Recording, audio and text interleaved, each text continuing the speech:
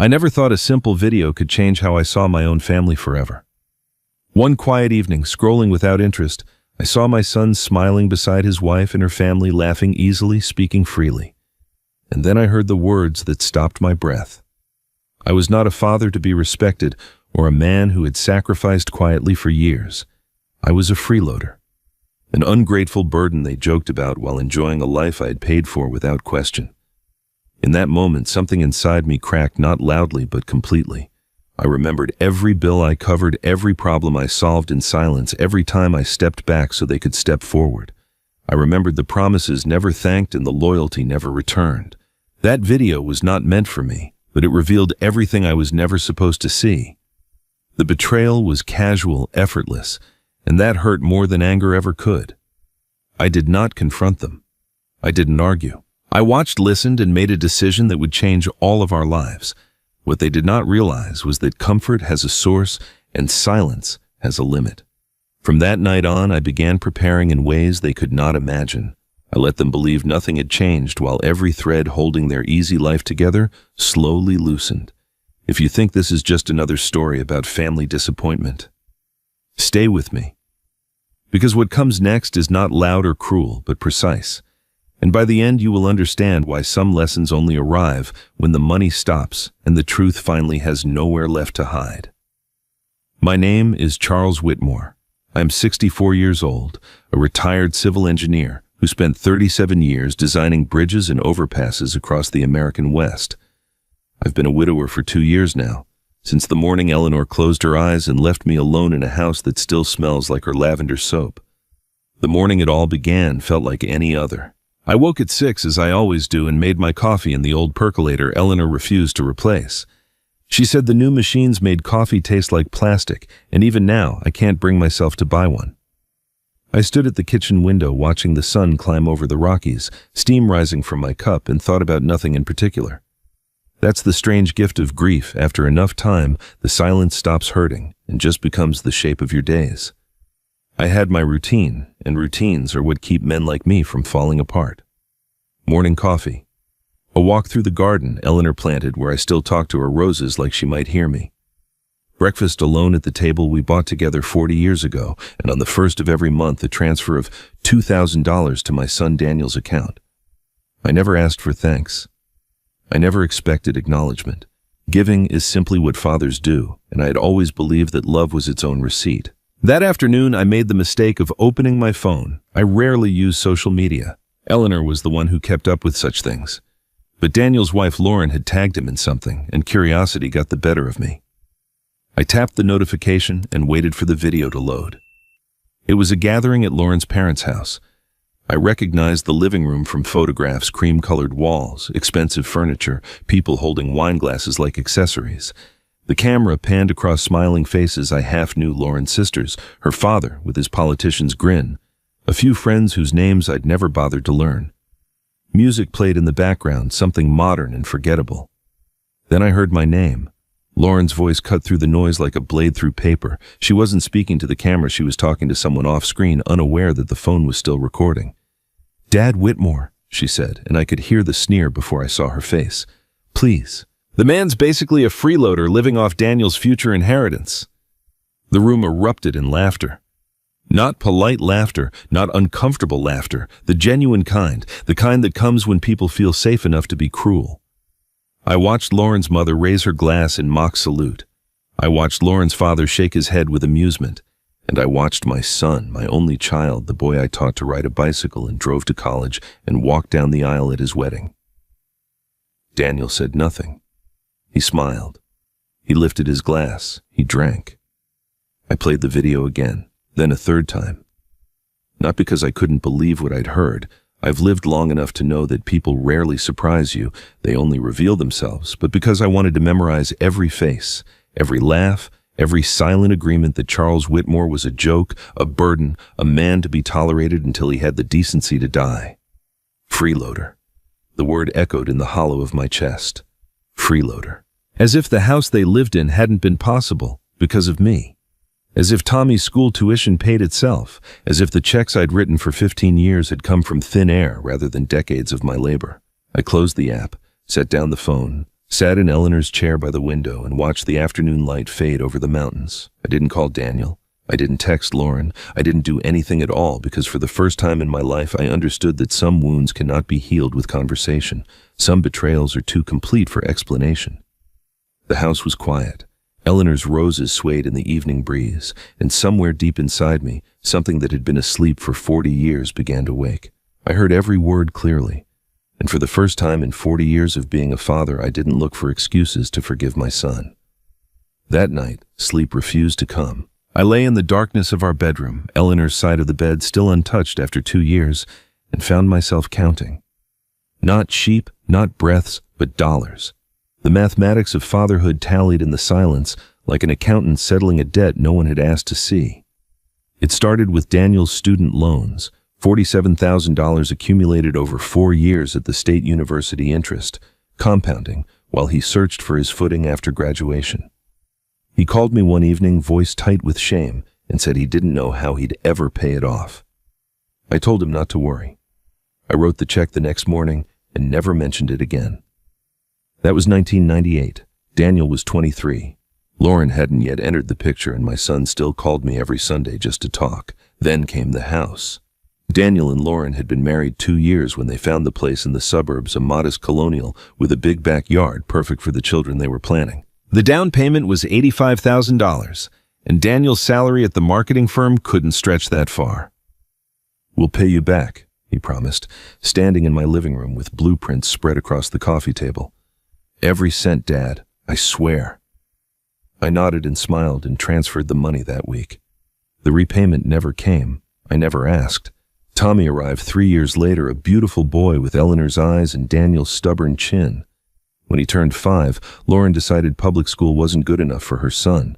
She found a private academy with a prestigious reputation and a tuition of $12,000 per year. Daniel called apologetic, as always, explaining that they were stretched thin. I told him education was the most important investment a family could make. I paid for 8 years without complaint, watching my grandson grow through photographs and occasional visits that never lasted long enough. The credit card debt came in waves.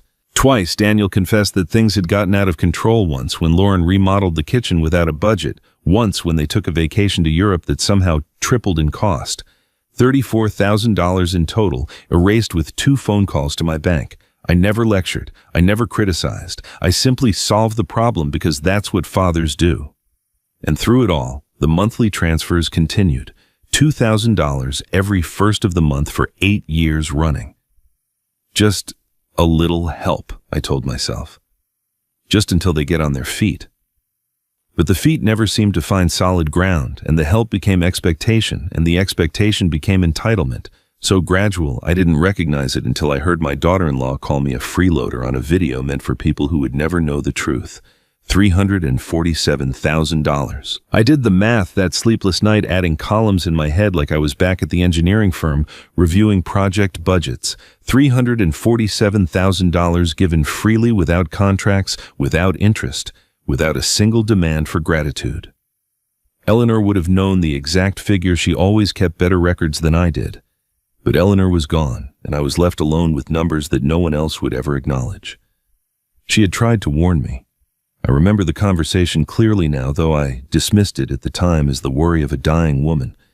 It was 3 months before the end, when the cancer had stolen her appetite, but not her clarity.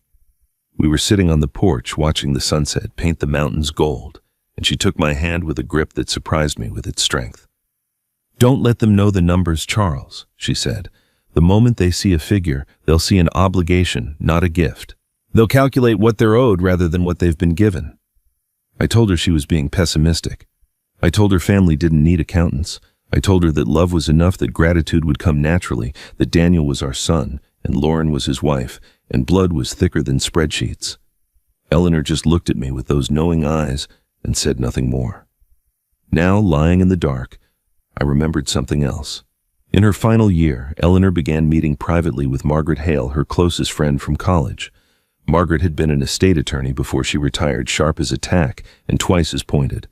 The meetings happened every few weeks, always at Margaret's house, always without me.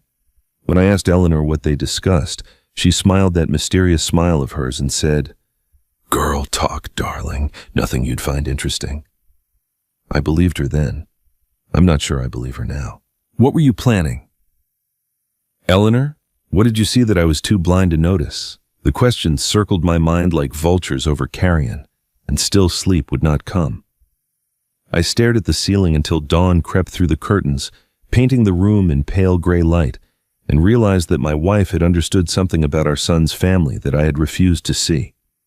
Eleanor tried to warn me. I just never imagined she could be so completely right. The morning after my sleepless night, I decided to finally do what I had been avoiding for 2 years. I would organize Eleanor's belongings. The closet full of her clothes, the boxes of photographs, the drawers stuffed with decades of accumulated memories. I told myself it was time.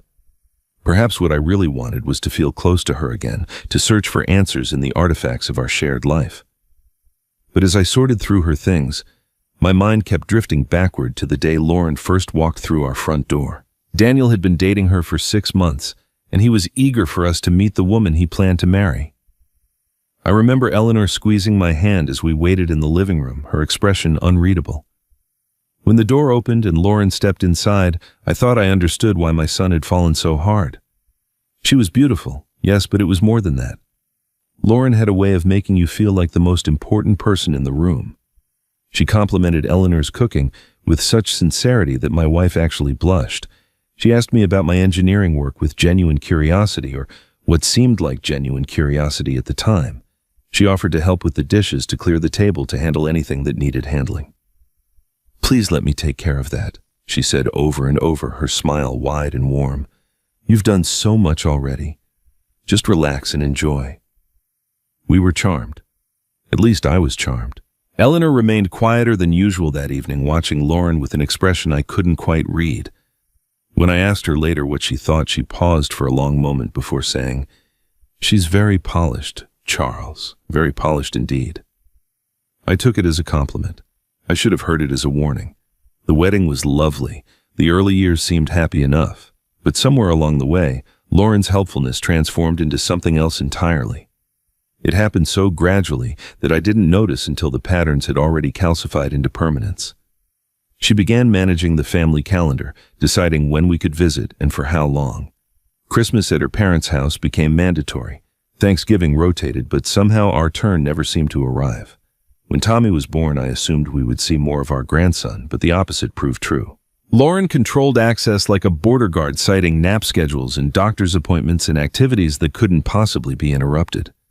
"Maybe next weekend," she would say, and next weekend would become next month, and next month would dissolve into the blur of another year. The condescension crept in so slowly I mistook it for concern. "Dad, you don't need to worry about that," she would say when I asked about Daniel's work or their finances. "Let me handle it. You just enjoy your retirement." At first, it felt like kindness. Then came the sharper edges. "You're not as sharp as you used to be, Dad. It's nothing to be ashamed of. Aging happens to everyone." She delivered each comment with that same smile, the one that curved her lips but never quite reached her eyes. I started to dread her visits, though I couldn't have articulated why. Eleanor, I noticed, had stopped trying to hug her hello. I found the journal in the bottom drawer of Eleanor's nightstand beneath a stack of old birthday cards and a faded photograph of our wedding day. It was a simple leather-bound notebook, the kind she used for grocery lists and appointment reminders. But when I opened it, I realized this was something different. These pages contained her private thoughts, written in her careful handwriting, dated and organized like evidence in a case she was building against an unnamed defendant. I flipped through the entries, my heart beating faster with each page. Most were ordinary reflections, worries about her health, memories of our early years together, notes about books she wanted to read. But then I reached an entry dated 3 years before her death, and the words stopped me cold. "Lauren doesn't love Daniel," Eleanor had written. "She loves what he'll inherit. I've watched her calculate every interaction, measure every kindness against what she might gain. Charles won't believe me if I tell him. He sees the best in everyone, even when there's nothing good to see. That's why I love him. That's also why I need to do something myself. I've been talking to Margaret about options, legal protections, ways to ensure that Charles is safe when I'm gone. I don't know yet what form it will take, but I refuse to leave him defenseless against that woman." I read the passage 3 times, each word landing like a stone in still water. Eleanor had seen through Lauren years before I caught even a glimpse of the truth. She had recognized the predator circling our family while I was still admiring the predator's smile. And she had been planning something involving Margaret, something legal, something designed to protect me from a threat I didn't even know existed. I closed the journal and pressed it against my chest, as if I could absorb Eleanor's wisdom through the leather binding. The late afternoon sun slanted through the bedroom window, casting long shadows across the floor. Somewhere in this house, or perhaps in Margaret's possession, there were answers waiting to be discovered. Eleanor had not left me defenseless after all. She had simply been too wise to tell me about the armor until I was ready to wear it. My wife wrote this 3 years before she died. She knew, and according to this journal, she was planning something. The question is, would I set Eleanor's journal aside that evening? But her words followed me through the house like ghosts. She had seen the truth about Lauren years ago, had tried to protect me from beyond the grave, and all the while I had remained willfully blind. But as I sat in the darkening living room, watching shadows stretch across the floor, my thoughts drifted from my daughter-in-law to my son. Lauren was the architect of cruelty, yes, but Daniel had been her silent partner, and that silence had its own weight, its own particular betrayal. The memories came unbidden, rising like bile. I thought of my 70th birthday 4 years ago now, when Daniel and Lauren had promised to host a dinner in my honor. I arrived at their house with a bottle of wine and a heart full of foolish hope. The table was set beautifully, candles, flickering cloth napkins folded into elegant shapes. But there were only 4 places: Daniel, Lauren, Tommy, and an empty chair that I soon realized was meant for Lauren's mother, who arrived 20 minutes later with apologies for her tardiness. I stood in the doorway, bottle in hand, and understood that there was no seat for me at my own birthday dinner. Lauren's face arranged itself into an expression of theatrical dismay. "Oh no," she said, pressing a hand to her chest. "I completely forgot. I'm so sorry, Dad. Let me get another chair." She made it sound like an innocent mistake, but I saw the flicker of something else in her eyes, satisfaction perhaps, or simply the pleasure of a small, deniable cruelty. Daniel said nothing. He helped bring another chair from the garage, a folding metal thing that wobbled on the dining room carpet, and placed it at the corner of the table where I would have to crane my neck to see anyone's face. He didn't meet my eyes. He didn't apologize. He simply sat down and began passing dishes as if nothing unusual had occurred. There were other moments, dozens of them accumulated over years like sediment forming stone.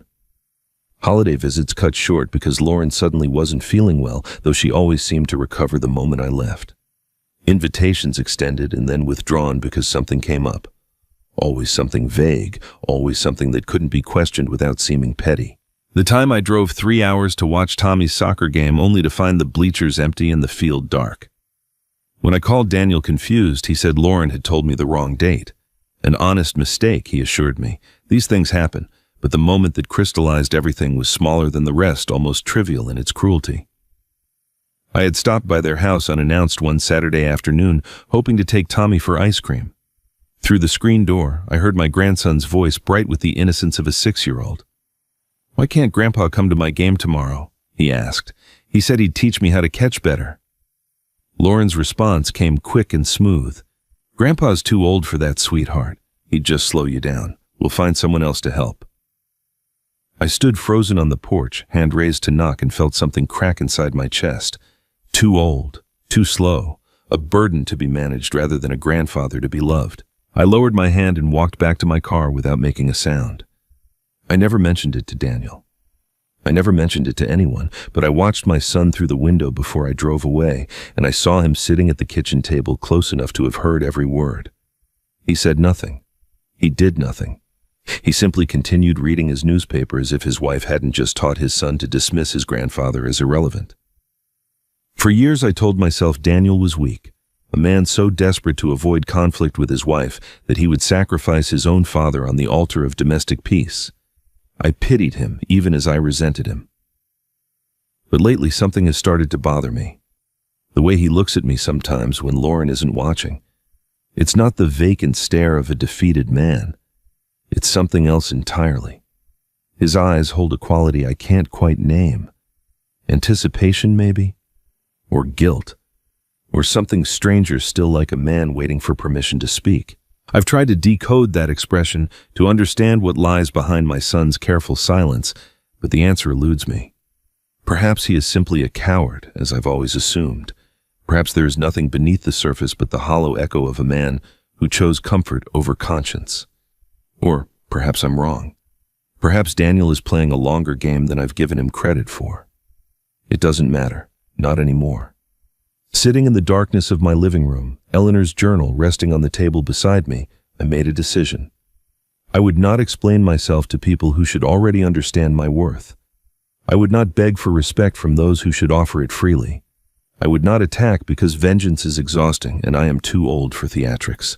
I would simply stop. Stop giving, stop hoping, stop pretending that my love could purchase what should have been given without cost.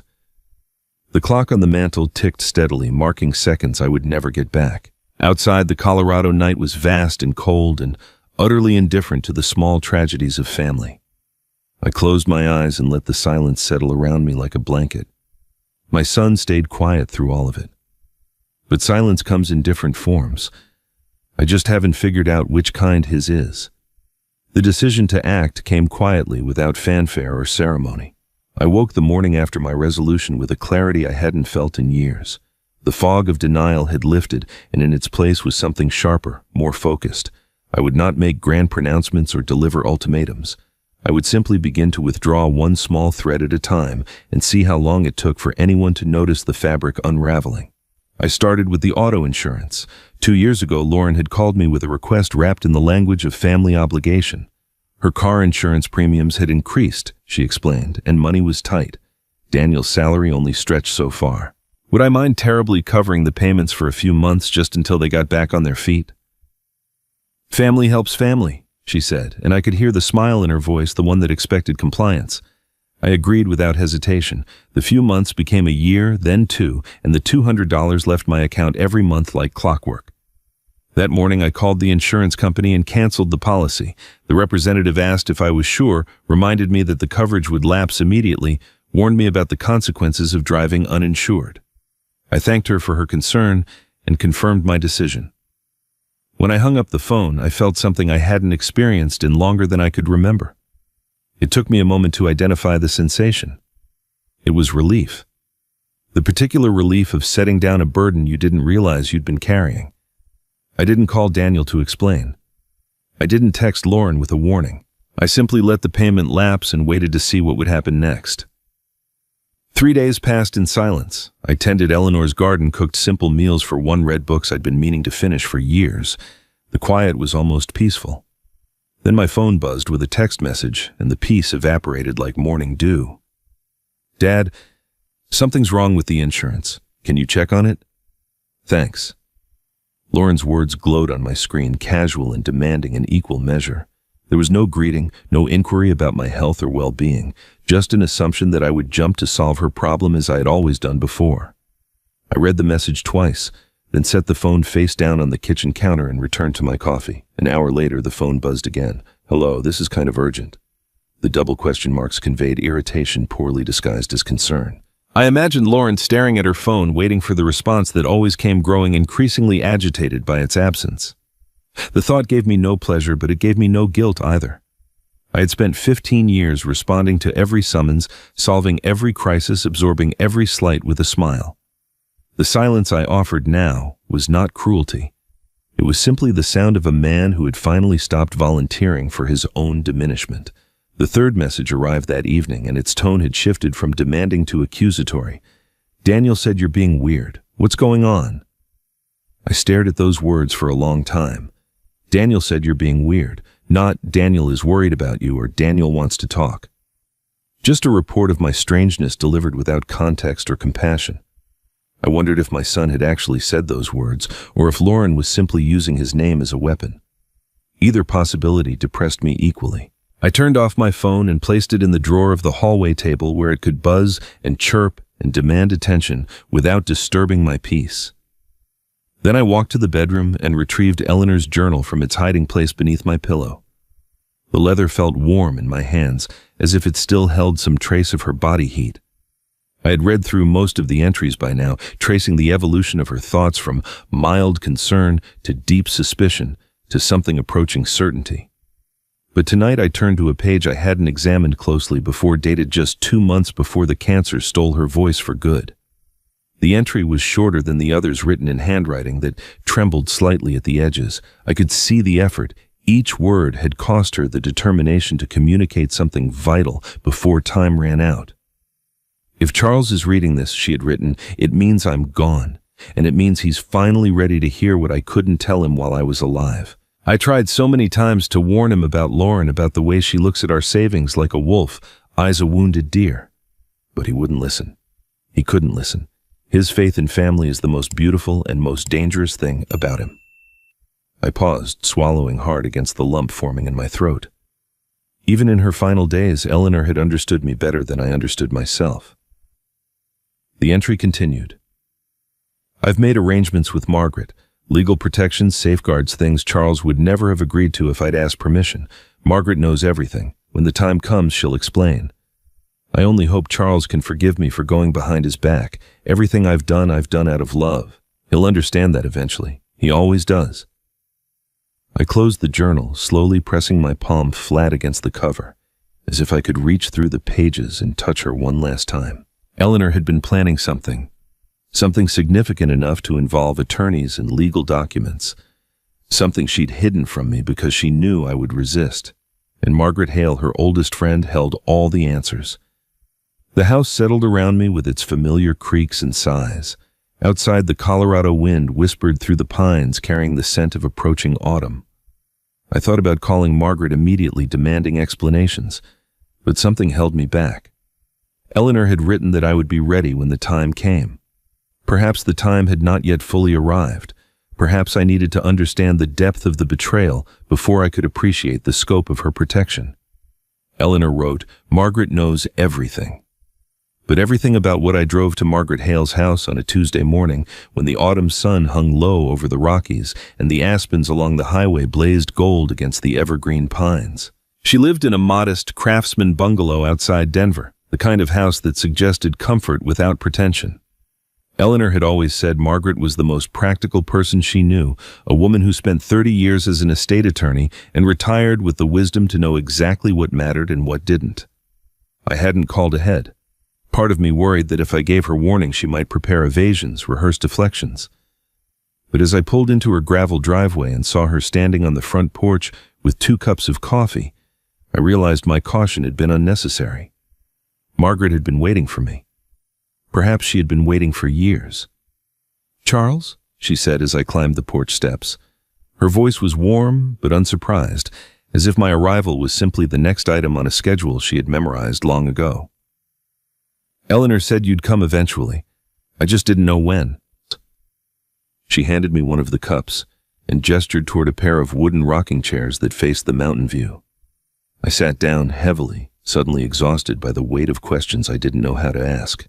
Margaret settled into the chair beside me, her silver hair catching the morning light, her eyes sharp with the intelligence that had made her one of the most respected attorneys in the state. "You found the journal," she said. It wasn't a question.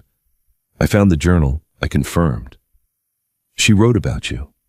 About meetings, legal protections, things she couldn't tell me while she was alive." Margaret nodded slowly, wrapping both hands around her coffee cup. "Eleanor loved you more than anything in this world, Charles. But she also knew you. She knew you'd never agree to certain precautions while she was alive to argue with. You'd say she was being paranoid, that family should trust family, that Lauren deserved the benefit of the doubt." She paused, a sad smile crossing her face. "She used to call it your beautiful blindness, the way you insisted on seeing good in everyone even when the evidence pointed elsewhere." I wanted to defend myself, but the words died in my throat. Eleanor had been right. I would have fought her every step of the way. "Tell me about my finances," I said instead. "Tell me what Lauren actually controls." Margaret set down her coffee and leaned forward, her expression shifting into something more professional. "That's the first thing we need to address. Lauren believes she has significant influence over your financial situation. She's mentioned it to several people, including a financial advisor she consulted last year about what she called family estate planning. She thinks she's positioned herself at the center of your wealth." "And is she?" Margaret's smile sharpened. "Not even close."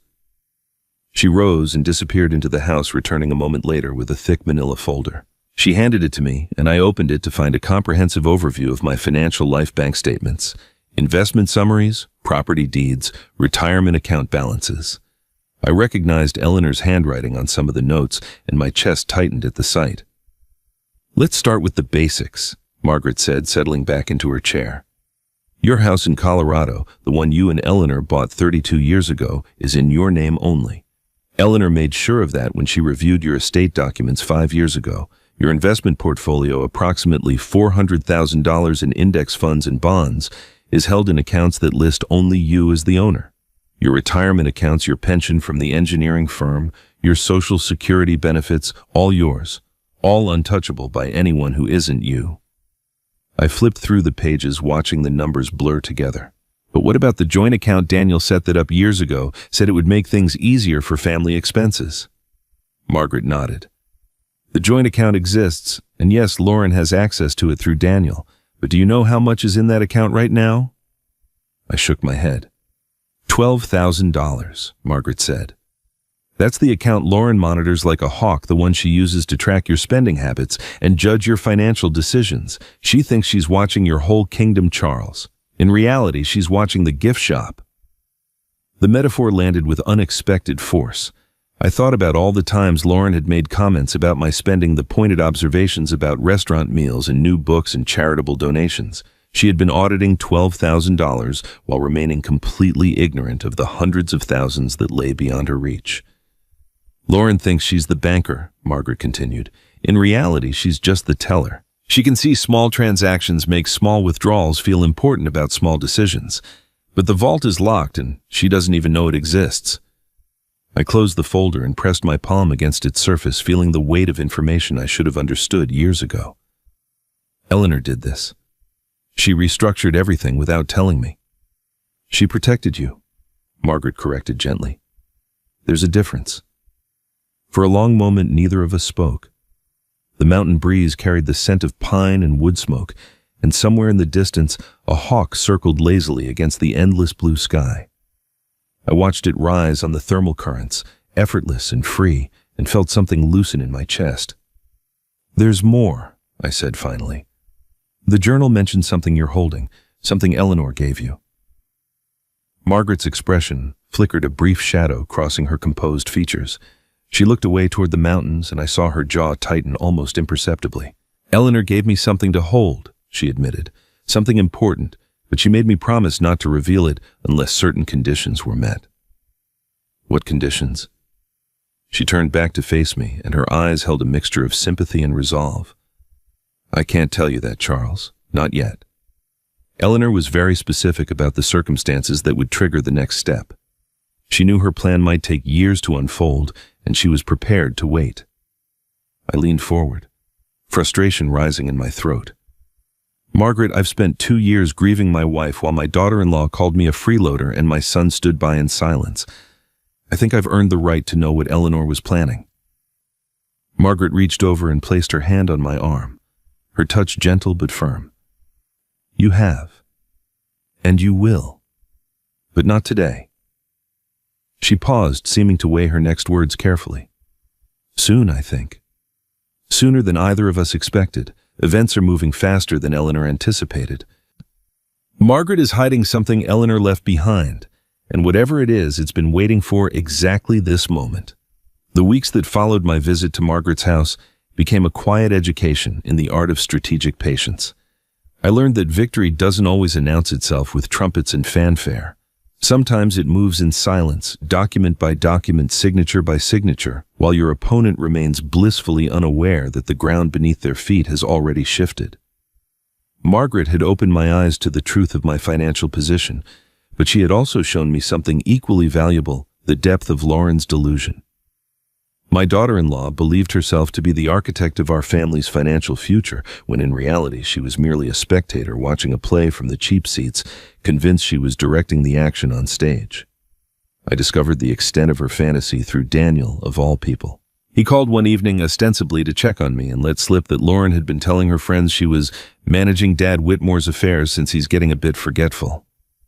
The words landed like stones in still water, sending ripples of cold anger through my chest.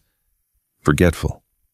The woman who had never held a job longer than 2 years was telling people she managed the finances of a man who had spent 4 decades calculating load-bearing tolerances and budget projections for million-dollar infrastructure projects.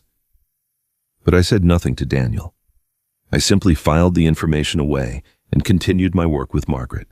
We met twice a week at her bungalow outside Denver, always in the morning, always with fresh coffee and folders full of documents that required my attention. Margaret approached the task with the methodical precision of the attorney she had been for 30 years. Every move we made was legal, documented, and invisible to anyone who wasn't specifically looking for it. First, we updated my beneficiary designations. The life insurance policy that had listed Daniel as primary beneficiary for 20 years was quietly amended. The retirement accounts that would have passed directly to my son were restructured with new contingencies. I didn't remove Daniel entirely. He was still my son, despite everything. But I added layers of protection that would ensure Lauren could never touch a cent without meeting conditions she would find impossible to satisfy. Next, we changed passwords. Every online banking portal, every investment platform, every account that could be accessed electronically received new credentials that existed only in my memory and in a sealed envelope Margaret kept in her office safe. Lauren had somehow obtained my login information for the joint account years ago, probably through Daniel, and had been monitoring my transactions with the vigilance of a suspicious spouse. Let her watch, I thought. Let her see the small deposits and modest withdrawals and believe she understands the full picture. Finally, we consolidated accounts. The scattered investments Eleanor and I had accumulated over decades were gathered into a single well-protected portfolio managed by a firm Margaret trusted completely. The statements went to a post office box I had rented in a neighboring town, far from any mailbox Lauren might access during her visits. Through it all, I maintained the appearance of the confused old man Lauren believed me to be. I answered her occasional texts with vague pleasantries. I accepted Daniel's dutiful phone calls with the patience of a father who had long ago stopped expecting substance from his son. I gave them no reason to suspect that the ground beneath their assumptions was eroding with every passing day. Then Margaret presented me with the final piece of her strategy. "I need you to get Lauren to sign this," she said one morning, sliding a single page across her kitchen table. The document bore the heading Investment Account Authorization and was filled with the kind of dense legal language that made most people's eyes glaze over within seconds. I picked it up and scanned the contents, but the terminology was beyond my engineering expertise. "What is it?" Margaret's smile held an edge I hadn't seen before. "On its face, it appears to be a routine authorization allowing family members to receive information about your investment accounts, the kind of thing financial advisors send out every few years for compliance purposes." She paused, her eyes meeting mine with steady intention. "What it actually does is remove any existing access permissions for non-account holders. Once Lauren signs this, she loses the ability to make inquiries or request statements or claim any connection to your investments whatsoever." I stared at the document, understanding slowly dawning. "She won't read it." "No," Margaret agreed. "She won't. Lauren has spent years cultivating the image of someone who handles financial matters with competence and authority. She won't admit even to herself that she doesn't understand what she's signing. Her pride won't allow it." The plan was elegant in its simplicity. I would present the document to Lauren during my next visit, frame it as routine paperwork my financial advisor needed for his records, and watch her sign away her last claim to involvement in my affairs. She would do it with confidence, perhaps even with condescension, never realizing that her eagerness to appear capable was the very trap that would spring shut around her. It happened exactly as Margaret predicted. I drove to Daniel's house on a Saturday afternoon, the document folded casually in my jacket pocket. Lauren greeted me with her usual mixture of false warmth and barely concealed impatience. When I mentioned that my advisor needed a family signature for some routine paperwork, she practically snatched the page from my hands. "Of course," she said, already reaching for a pen. "I handle all of Daniel's financial documents too. It's easier when one person keeps track of everything." She signed without reading a single line. I watched her hand move across the page, confident and unhesitating, and felt nothing. Not triumph, not satisfaction, not even the grim pleasure of revenge. Only the quiet recognition that justice sometimes arrives not with thunder, but with the soft scratch of pen on paper. I thanked her politely, tucked the document back into my pocket, and endured another hour of stilted conversation before making my excuses to leave. As I drove home through the fading autumn light, I called Margaret and reported my success. "She just locked herself out of the vault," Margaret observed, "and she has no idea." Lauren thought she was winning. She didn't realize she'd just signed away her last key to my kingdom. The first snow of the season fell on the day Lauren's carefully constructed world began to crack. I stood at my kitchen window watching the flakes drift down like tiny messengers of change and felt the particular stillness that comes before a storm breaks. I didn't know yet what was happening 40 miles away in my son's house, but I sensed it somehow, the way old bones sense a shift in weather. I learned the details later, pieced together from fragments and overheard conversations, and the voicemail that would change everything. But even without the specifics, I could imagine the scene with perfect clarity. Lauren at her laptop, credit card in hand, booking the vacation she'd been planning for months. The Maldives, she had told her friends. Private bungalows over crystal water spa treatments, 5-star dining. A trip that would cement her reputation as a woman who had arrived, who commanded resources, who lived the life others could only envy. The total came to $15,000. Lauren entered the card number with the confidence of someone who had never been denied anything she truly wanted. She clicked the confirmation button and waited for the receipt that would validate her position in the world. Instead, the screen displayed 2 words that must have stopped her heart. Transaction declined. She tried again, certain there had been a technical error, the same result. She pulled out a different card. One linked to an account she believed she monitored and controlled the account. She thought represented her access to the Whitmore family resources. Declined again. Lauren called the bank. I can imagine her voice in those first moments, the practiced calm of a woman accustomed to having problems solved for her. "There must be a mistake," she would have said. "I need to speak with a manager. This is a joint family account." The representative's response was polite but firm. "Ma'am, I'm showing that you're not authorized on this account. You're not listed as an account holder or an authorized user." "That's impossible. Check again." "I've checked twice, ma'am. The records are clear. Perhaps you could contact the primary account holder to clarify the situation." The call ended. And then, according to what I later pieced together, chaos erupted in my son's house with a fury that shook the walls. Lauren screamed at Daniel with an intensity that brought Tommy running from his room in tears. She accused my son of conspiring against her, of hiding money, of being complicit in some elaborate scheme to humiliate her. Daniel, by all accounts, stood in the kitchen and absorbed the assault with the practiced stillness of a man who had weathered many such storms. He didn't defend himself. He didn't fight back. He simply waited for the hurricane to exhaust itself. When it finally did, when Lauren had retreated to the bedroom with mascara streaking her cheeks and threats of lawyers echoing in her wake, Daniel picked up his phone and called me. I was sitting in my living room when the screen lit up with his name. The phone rang once, twice, 3 times. I watched it vibrate against the coffee table, watched his name flash with each ring, and made a decision I had never made before in 41 years of being his father. I let it go to voicemail. The silence after the ringing stopped felt like a held breath. I sat motionless in Eleanor's chair, staring at the dark screen, waiting. Part of me expected the phone to ring again immediately, expected Daniel to persist until I answered, expected the familiar dance of crisis and rescue to begin anew. But the phone stayed silent. Then the voicemail notification appeared. I let it sit for nearly an hour before I gathered the courage to listen. I made myself a cup of tea, checked on the temperature in Eleanor's greenhouse, reorganized a shelf of books that didn't need reorganizing. I was stalling and I knew it. Finally, with the winter darkness pressing against the windows and the house settling into its nighttime sounds, I pressed play. Daniel's voice filled the room, and it was nothing like what I had expected. "Dad."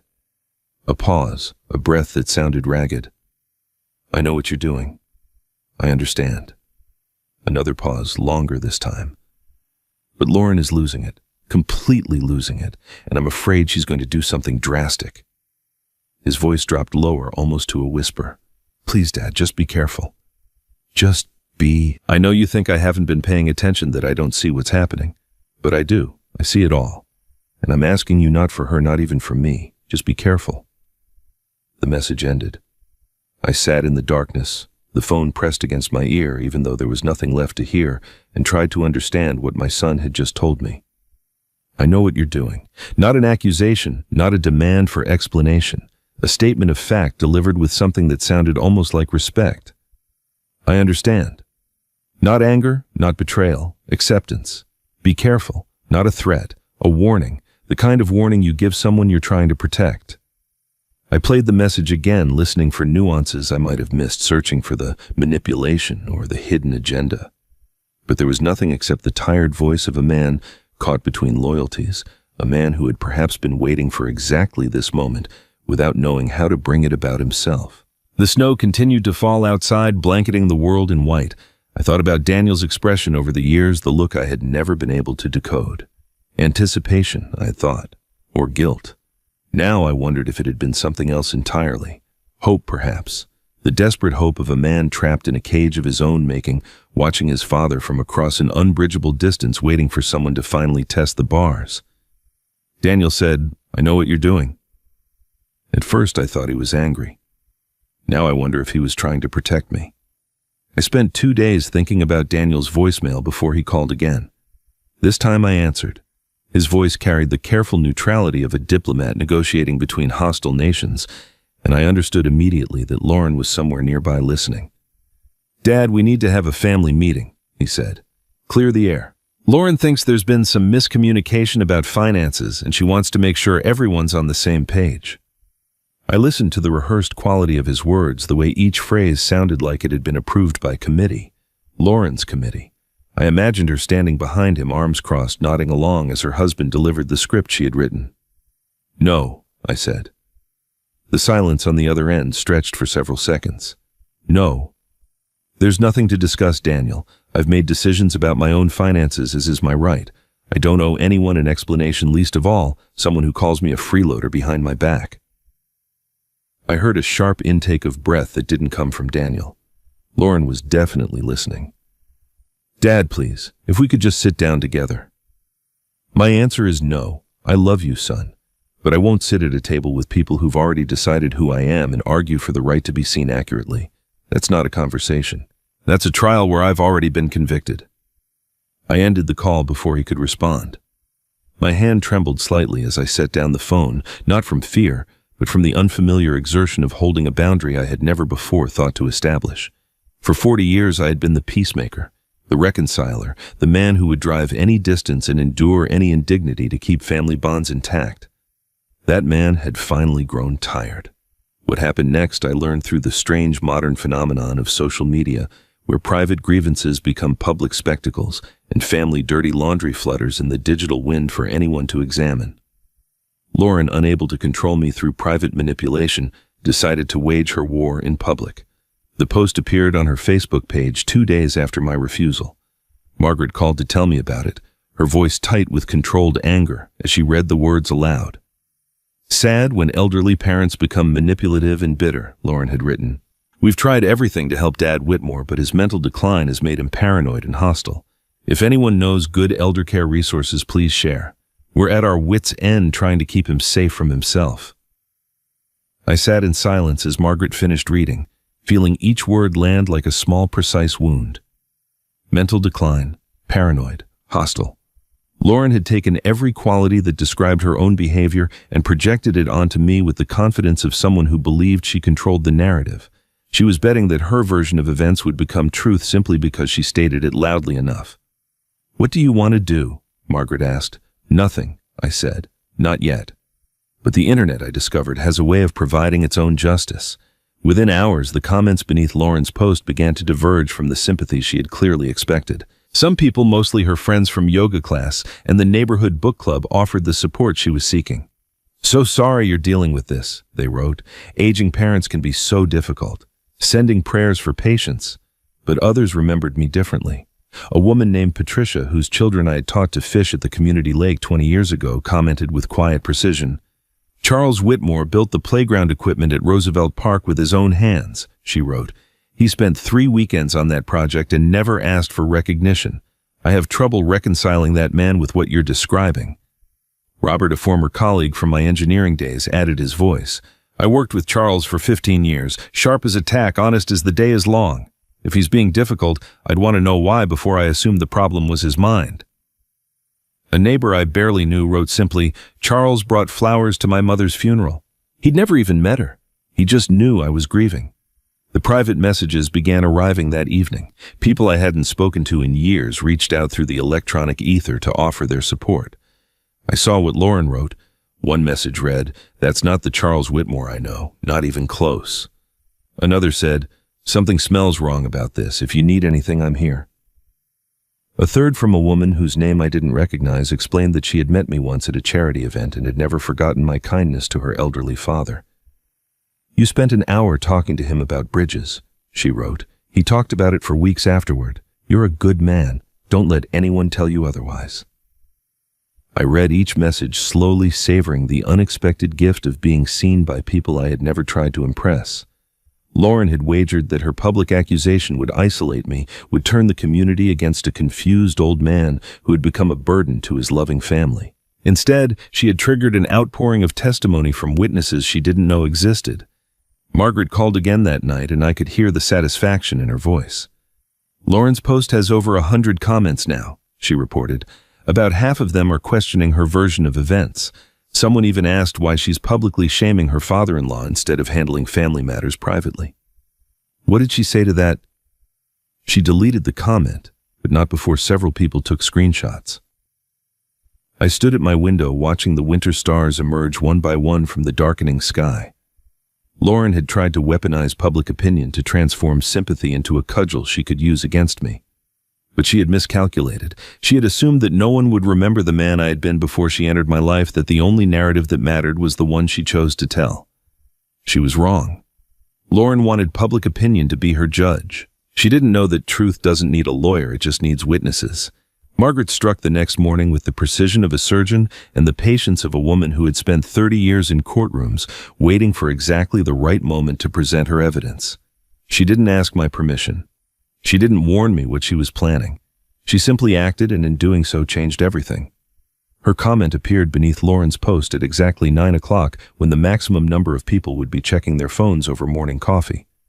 I didn't see it until Margaret called to read it to me, her voice carrying the quiet satisfaction of a chess player who has just declared checkmate. "For context," she had written, "over the past 15 years, Charles Whitmore financially supported his son's family with approximately $347,000. This includes mortgage assistance, debt payments, and monthly support. All given freely, never requested back. I have documentation available for anyone who wishes to verify these figures. I was Eleanor Whitmore's estate attorney and close friend for 40 years, and I will not stand by while a good man's reputation is destroyed by those who benefited most from his generosity." She attached nothing. She accused no one directly. She simply stated facts and let the mathematics speak for themselves. The internet, I learned, can turn on a person with breathtaking speed. Within hours, Lauren's post had transformed from a platform for sympathy into an arena of judgment. The comments multiplied exponentially, each one more pointed than the last. "Wait, he gave them how much money?" someone wrote, "and she's calling him a freeloader," another commenter. Someone I had never met did their own calculations. That's almost $2,000 a month for 15 years. Who exactly was supporting whom here? Lauren's supporters vanished like morning fog under harsh sunlight. The friends who had offered prayers and sympathy fell silent or deleted their comments entirely. A few brave souls attempted to defend her, suggesting that Margaret's numbers might be exaggerated, but they were quickly drowned out by the chorus of skepticism that had turned against Lauren with the ferocity of a crowd that felt it had been deceived. Lauren deleted the original post by noon, but the screenshots had already spread beyond her control.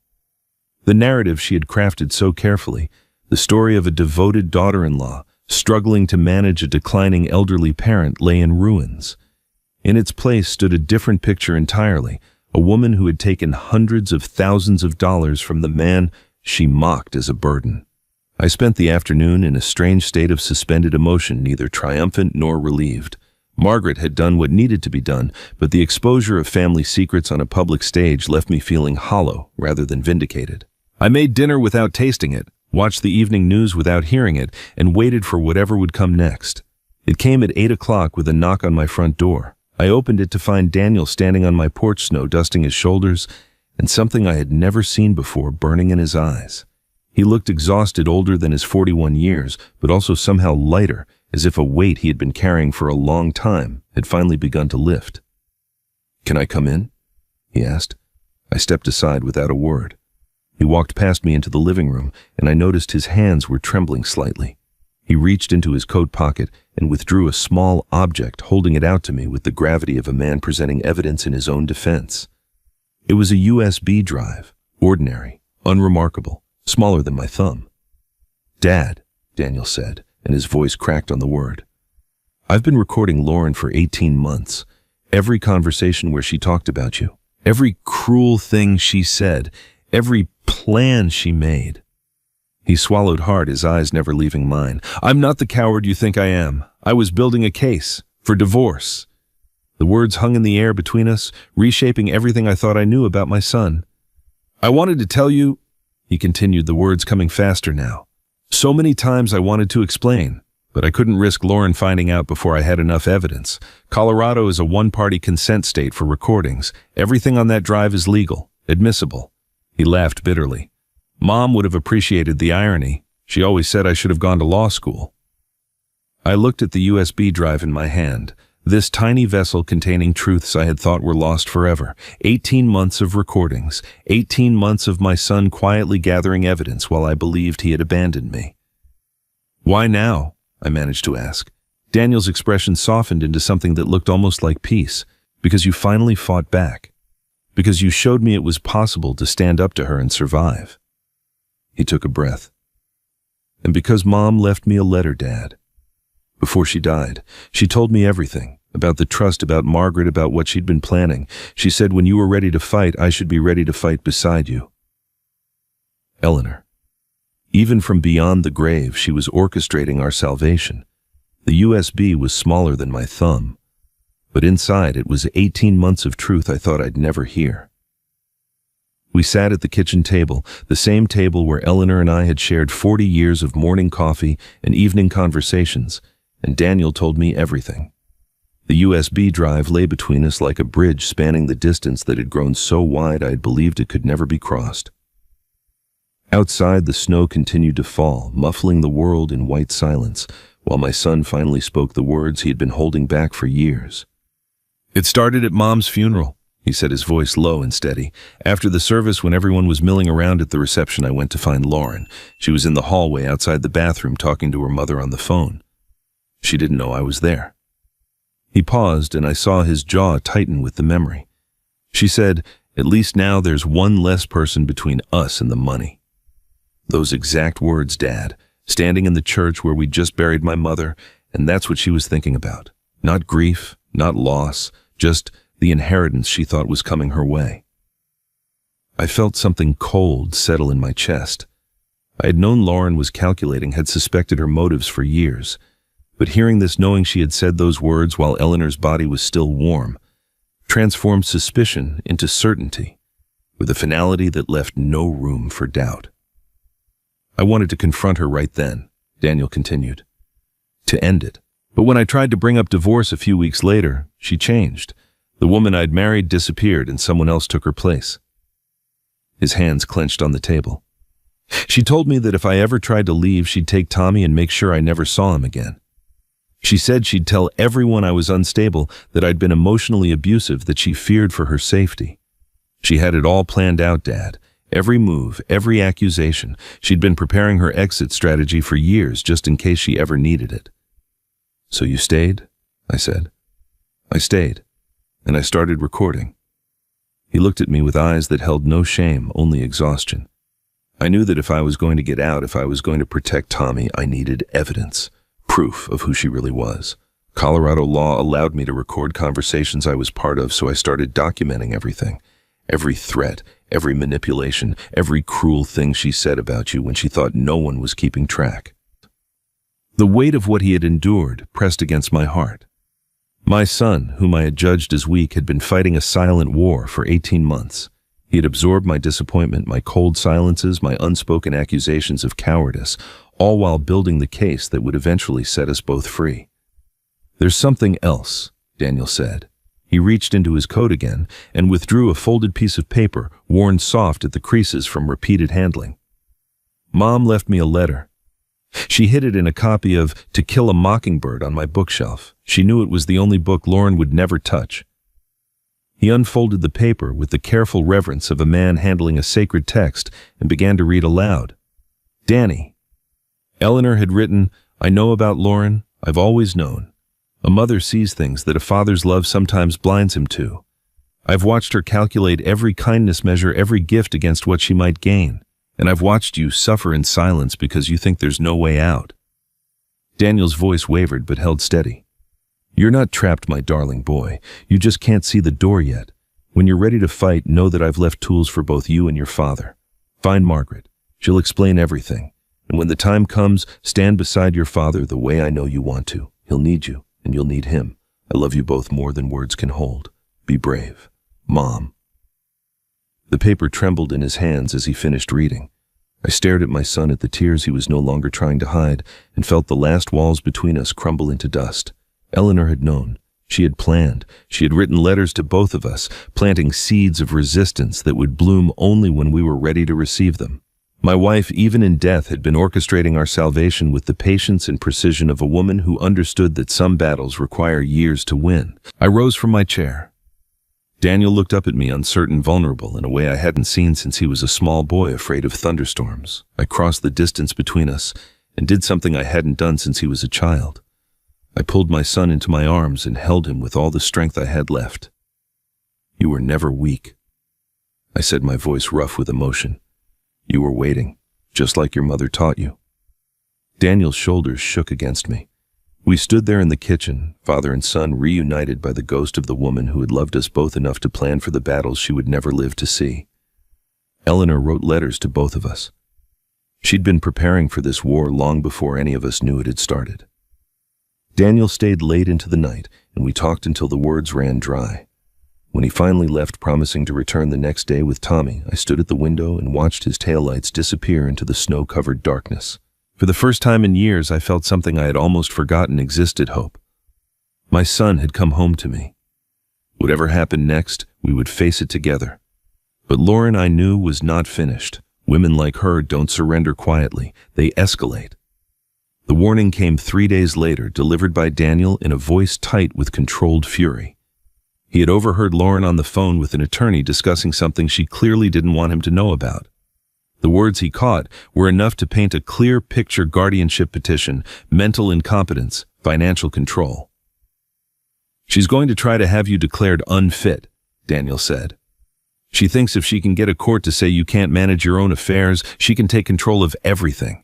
She doesn't know about the trust, Dad. She still thinks your assets are accessible.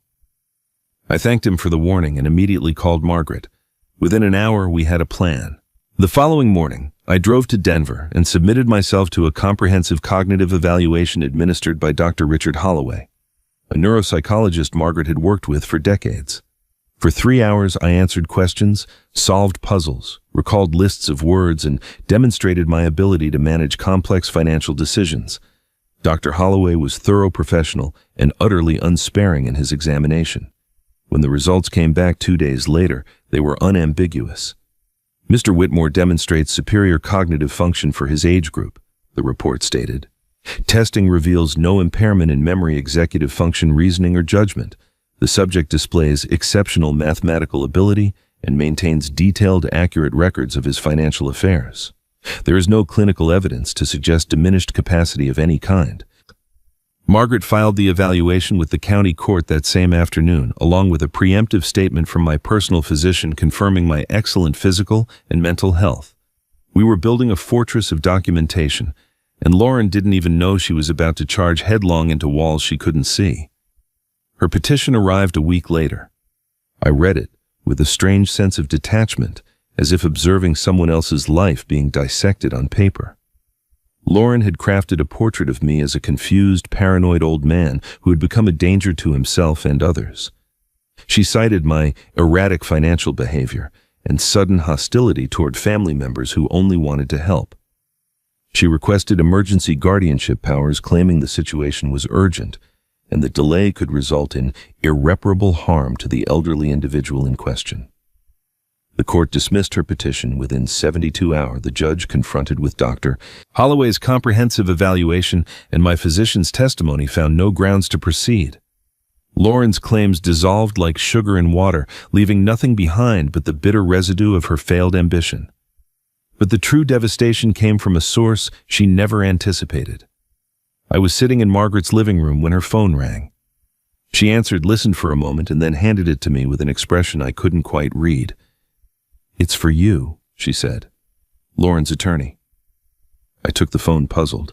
"This is Charles Whitmore." The voice on the other end was male, professional, and audibly uncomfortable. "Mr. Whitmore, this is David Pearson. I've been representing your daughter-in-law in certain legal matters. I'm calling because I believe there's been a significant misunderstanding about your financial situation." "Go on." He cleared his throat. "When Mrs. Whitmore retained my services, she represented that she had substantial knowledge of your assets and their accessibility. However, upon filing the guardianship petition, we received documentation from the court that revealed information she apparently did not possess." I waited, letting the silence stretch.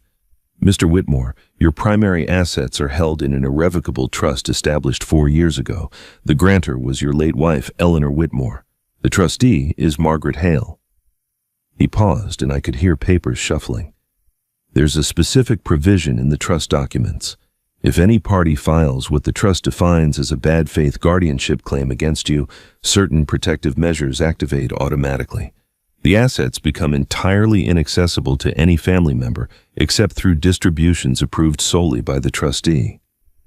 The words washed over me like warm rain. Eleanor. My Eleanor.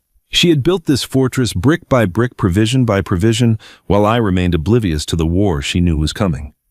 "What does this mean for my daughter-in-law's claims?" I asked, though I already knew the answer. "It means she has no claim, Mr. Whitmore, none whatsoever. The trust was designed specifically to protect against exactly this kind of action.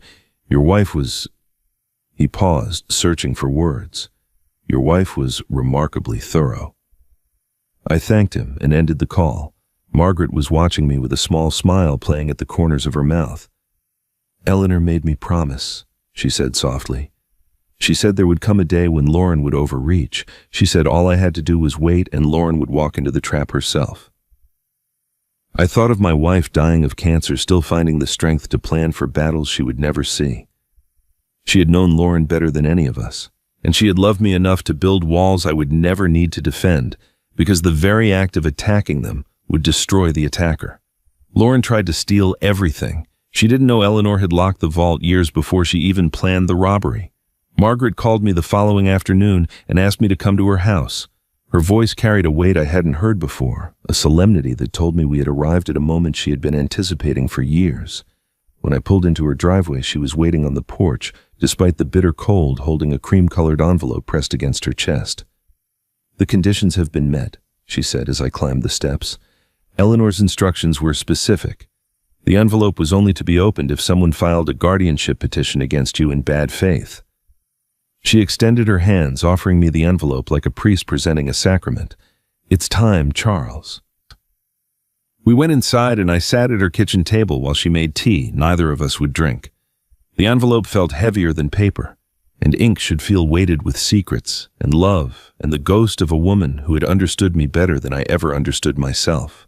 My name was written across the front in Eleanor's elegant handwriting, the letters slightly shaky from the illness that was already claiming her when she wrote them. I opened the seal carefully, as if the envelope itself were precious, and withdrew 2 documents.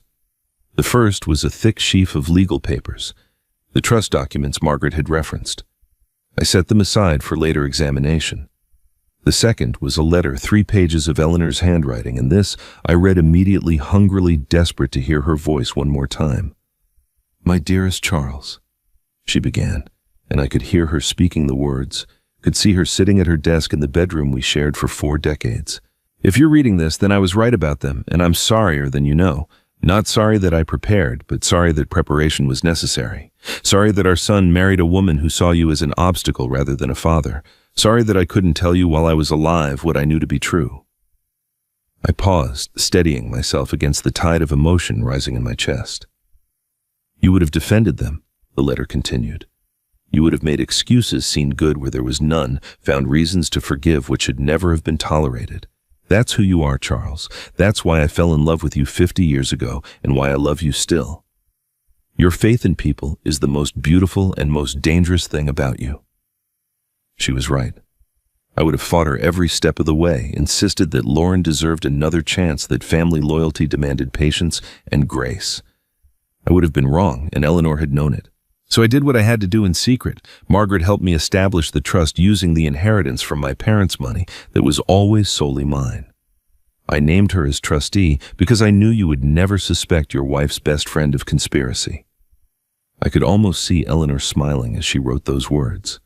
The provisions are simple but absolute. If anyone ever tried to have you declared incompetent out of greed rather than genuine concern, the trust would protect everything I've placed in its care. They cannot touch it. They cannot claim it. They cannot use the law to steal what you've earned. I turned to the second page, my vision blurring at the edges. I didn't want to control you, my love. I wanted to catch you if you fell. I wanted to build a net beneath the tightrope I knew you would walk someday when I was no longer there to hold your hand. You've always been too generous, too trusting, too willing to give until nothing remained. I couldn't change who you are. I could only make sure that your kindness wouldn't destroy you. The third page was shorter, the handwriting more uneven, as if she had written it on a day when the pain was particularly fierce. When you finish reading this, you're going to be angry with me. You're going to feel betrayed, manipulated, managed like a child who couldn't be trusted with the truth. And you'll be right to feel that way. I kept secrets from you, Charles, big secrets. I justified them with love, but they were secrets nonetheless. I wasn't angry. I couldn't find room for anger beneath the overwhelming weight of what she had done for me. But if I've done this right, if Margaret has followed my instructions, and Daniel has found his courage, and you have finally started to fight back, then maybe you'll understand. Maybe you'll forgive me. Maybe you'll look at our life together and see not the secrets I kept, but the love that made them necessary. She signed the letter with 3 words that broke something open in my chest. Forever yours, Eleanor. I sat alone in Margaret's kitchen as the winter sun faded and the shadows grew long across the floor. I read Eleanor's letter once, twice, 5 times until the words were etched into my memory like inscriptions on stone. She had known. She had prepared. She had built fortifications around my life while I remained oblivious to the siege that was coming, and she had done it all because she loved me too much to watch me be destroyed by my own goodness. The tears came then, the first I had shed since the morning I found her cold and still beside me. But these were not the tears of grief I had expected. They were tears of gratitude, of awe, of a love so profound it had reached beyond death to keep its promises. My wife loved me enough to prepare for the day I'd be betrayed. That's a kind of love most people never get to experience. The weeks that followed Eleanor's letter were filled with the machinery of justice grinding slowly but inexorably forward. Lauren withdrew her guardianship petition the day after her attorney explained the full scope of the trust's protections, but the withdrawal came too late to undo what she had set in motion. Some doors once opened cannot be closed again. Some consequences once triggered must be allowed to run their course. Daniel filed for divorce on a cold morning in January, walking into the courthouse with a folder of documents and the USB drive that contained 18 months of recorded truth. I offered to accompany him, but he shook his head. This is something I need to do alone, Dad, for Tommy, for myself. I watched him go, this son I had misjudged for so long, and felt a pride that brought tears to my eyes. The recordings proved devastating. Daniel's attorney played them for the judge during the preliminary custody hearing, and I was told later that the courtroom fell absolutely silent. Lauren's voice filled the space, sharp and calculating, discussing plans that stripped away any pretense of maternal concern. Tommy's college fund is just sitting there, she had said in one recording, unaware that her husband's phone was capturing every word. If things go south, I can cash it out and use it for a fresh start in California. He's young enough that he won't remember any of this by the time he's grown. In another recording, she was laughing with her mother about my health. The old man can't last forever, Lauren said. He's basically a dying idiot at this point. We just have to wait him out. A dying ATM. The word spread through the community like wildfire once the court documents became public record. People who had once accepted Lauren's charming facade now saw her clearly, perhaps for the first time. The sympathy she had cultivated so carefully evaporated, replaced by the particular disgust reserved for those who prey upon the elderly and vulnerable. The judge granted Daniel primary custody of Tommy, citing the recordings as evidence of Lauren's manipulative tendencies and financial irresponsibility.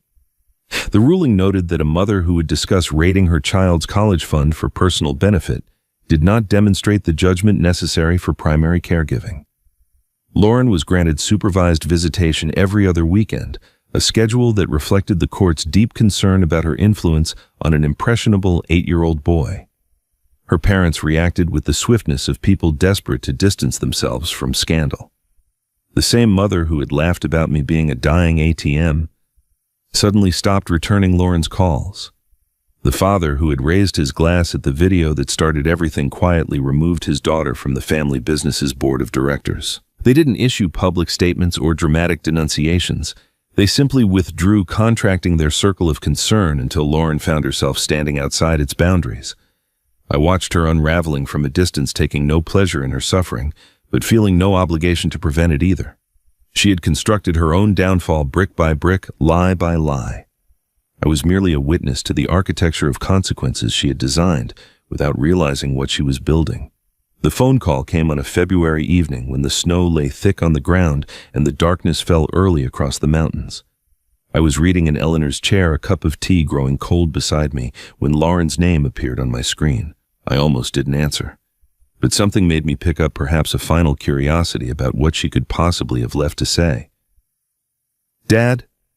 Her voice was smaller than I had ever heard it, stripped of the confidence that had defined her for as long as I'd known her. "Please, Dad, can we talk?" I said nothing, waiting. "I know I made mistakes," she continued, the words tumbling out in a rush. "Big mistakes. I was wrong about so many things, and I'm sorry. I'm so sorry." She was crying now, her sobs punctuating each sentence. "But everyone deserves a second chance. I'm Tommy's mother. I'm Daniel's wife. I'm part of this family. Please, Dad, help me fix this. Help me make it right." I listened to her tears, to the desperate pleading of a woman who had finally hit the bottom she never believed existed.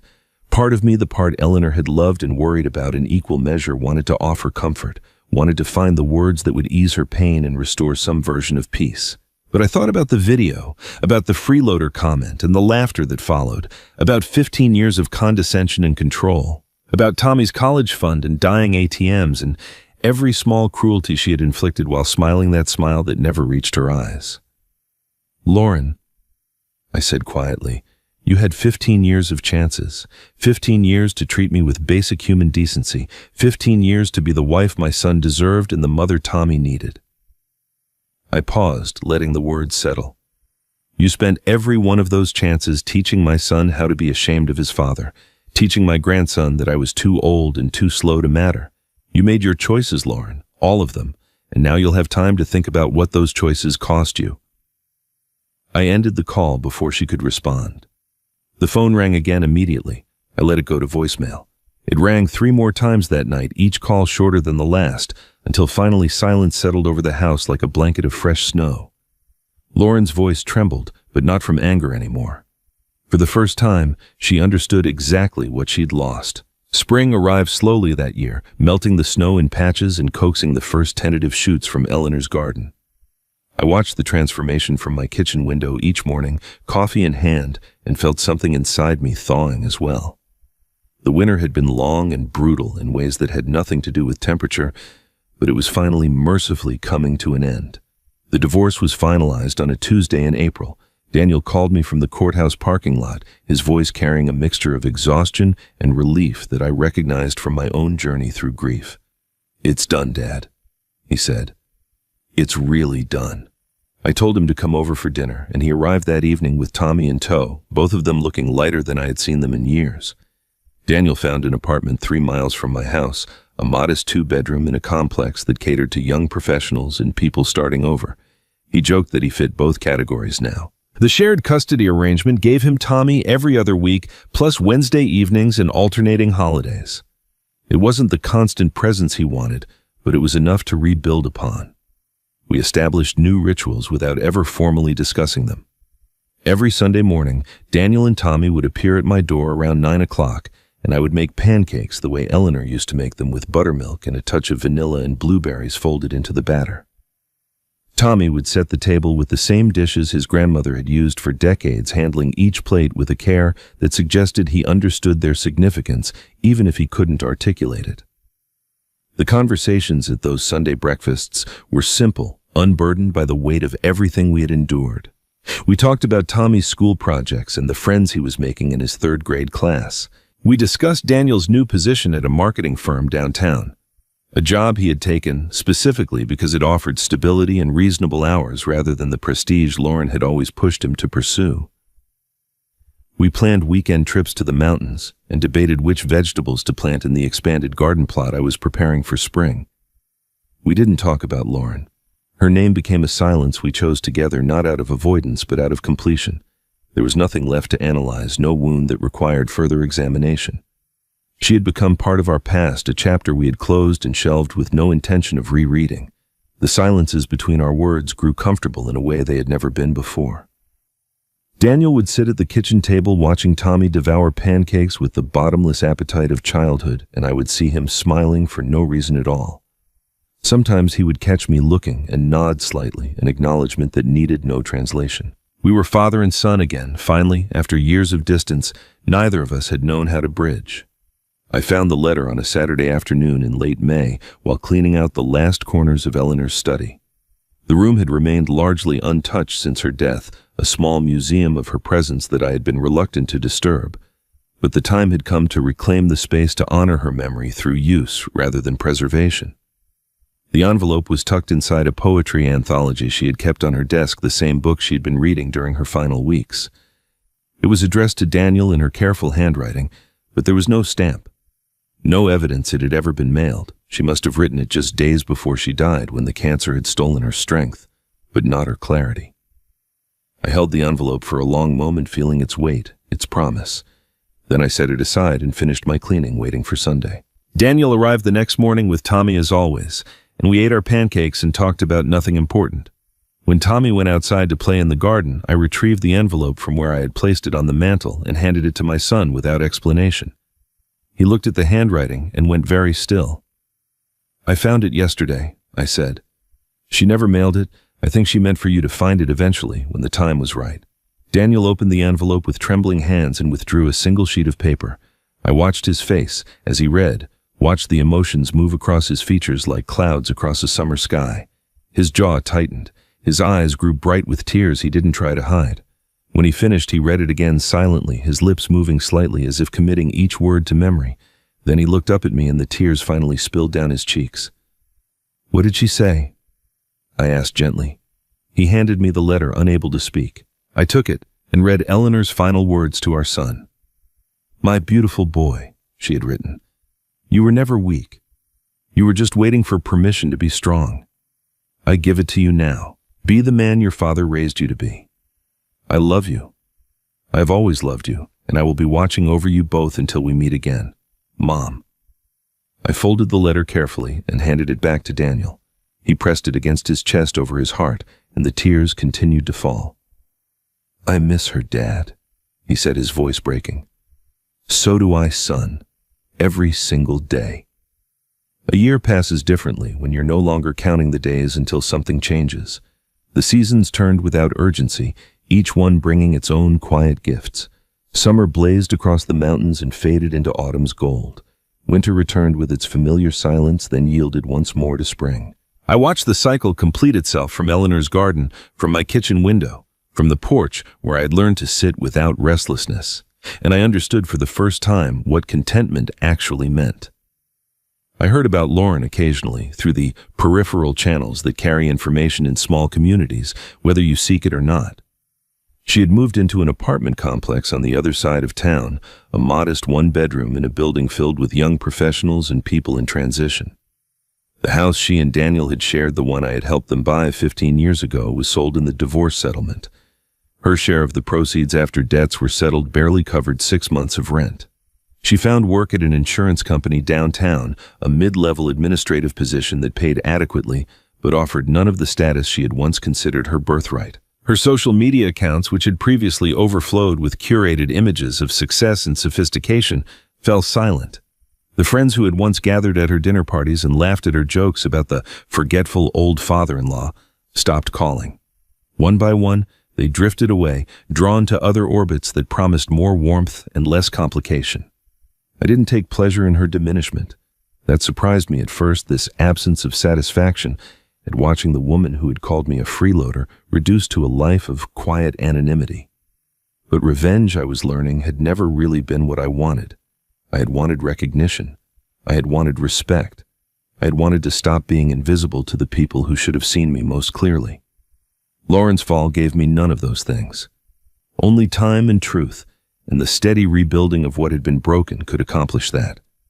Daniel thrived in ways I hadn't dared to hope. His new job suited him, demanded enough to keep him engaged, but not so much that it consumed him. He had time now for the things that mattered. Time to coach Tommy's little league team. Time to join me for fishing trips to the mountain lakes Eleanor and I had loved. Time to become the man he had always been capable of becoming once he was free from the weight of a marriage that had been suffocating him for years. He started dating in the fall, a woman named Sarah he'd met at work. She was kind in the uncomplicated way of people who have nothing to prove genuine in her interest and unguarded in her affection. The first time Daniel brought her to Sunday breakfast, I watched her interact with Tommy and saw immediately what my son had seen. She listened when the boy talked about his dinosaur collection. She laughed at his jokes without the performative quality that had always marked Lauren's engagement with her own child. She was in every way that mattered nothing like the woman who had preceded her. Tommy adapted to his new reality with the resilience children often display when adults expect them to struggle. He visited his mother on designated weekends, fulfilling the custody arrangement with dutiful acceptance. But increasingly he asked to spend his free time at Grandpa Charles's house, where there was always fresh pie cooling on the counter, and someone who had infinite patience for questions about why the sky was blue, or how bridges stayed up, or whether fish could feel sad. I became, in those months, the grandfather I'd always wanted to be. The grandfather Lauren had prevented me from being with her careful management of access and her subtle suggestions that I was too old, too slow, too irrelevant to matter. Tommy and I built model airplanes together. We planted vegetables in Eleanor's garden and celebrated when the first tomatoes ripened on the vine. We sat on the porch in the evenings and watched the stars emerge, and I told him stories about his grandmother that made her live again in the space between us. In the spring, on what would have been Eleanor's 64th birthday, I established the Eleanor Whitmore Scholarship Fund. Margaret helped me structure it properly, ensuring that the money I contributed would continue to grow and give for generations. The fund supported first-generation college students from our community, young people who had the talent and drive to succeed but lacked the financial resources to pursue their dreams. Eleanor had been a first-generation student herself, working 2 jobs to put herself through school, while her parents watched with pride they couldn't afford to express in dollars. She would have loved knowing that her name lived on in this way, opening doors for strangers who would never know the woman whose legacy made their futures possible.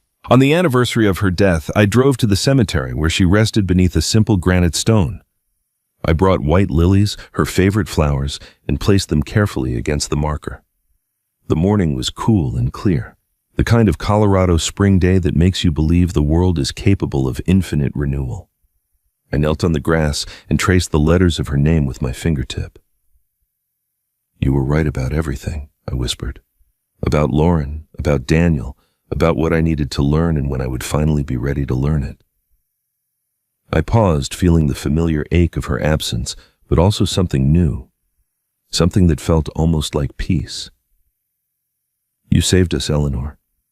Even from wherever you are now, you reached back through time and caught us before we fell. I don't know how to thank you for that. I don't know if there are words big enough." A breeze stirred the lilies, making them sway as if in response.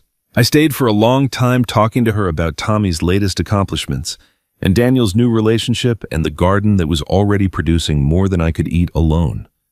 I told her about the scholarship fund and the first recipients, 2 young women who had written thank you letters so heartfelt they made me cry.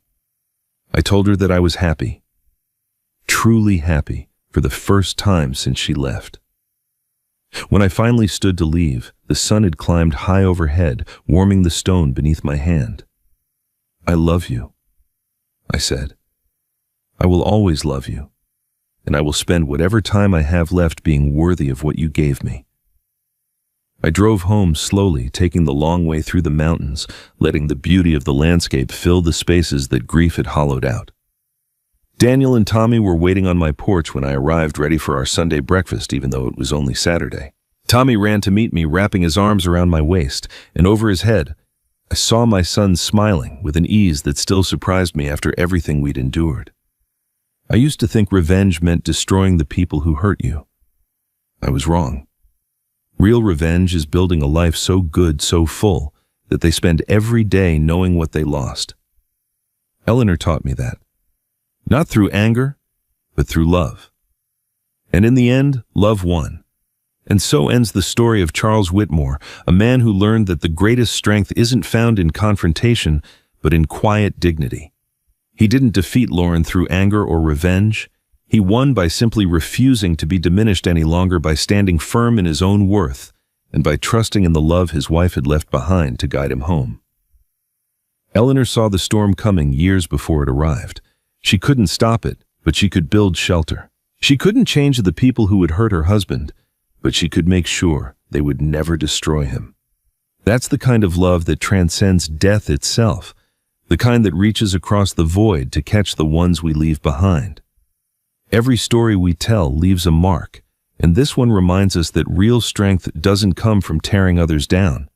It comes from knowing when to stand firm, when to walk away, and when to trust that truth will eventually find its voice. So I ask you now, what would you have done in Charles's place? Have you ever had to protect your peace from someone who mistook your kindness for weakness?